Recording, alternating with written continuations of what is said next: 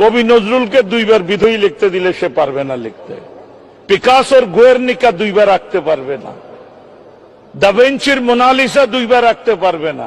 7ই March সমগ্র বিশ্বে একবারই এসছে, ওই ভাষণ ওভাবেই যাবে। ওই ভাষণ কিভাবে ইম্প্যাক্ট করে মানুষের উপর, শাবানা আজমির পিতা কাইফি আজমি এই ভাষণকে উপলক্ষ করে লিখেছেন, শুধু তো একটি দেশ নয় যে তুমি জ্বালিয়ে দেবে, প্রাচীন নয় যে তুমি পুরোপুরি মুছে ফেলবে, কতই না নির্বোধ তুমি। খয়রাতে পাওয়া ট্যাঙ্ক নিয়ে আমার দিকে ধেয়ে আসছো, রাত দিন নাপাম বোমার বৃষ্টি বর্ষাচ্ছ, ক্লান্ত হয়ে পড়বে তুমি। শৃঙ্খল পরাবে তুমি কোন হাতে, হাত তো আমার আছে 7 কোটি। গর্দান থেকে কোন মাথাটি তুমি আলাদা করবে, সেখানে তো মাথা আছে 7 কোটি। একটি ভাষণ 7 কোটি মাথাকে একসাথে গ্রথিত করতে পারে, সে কারণেই সেটা অমর। জয় বাংলা।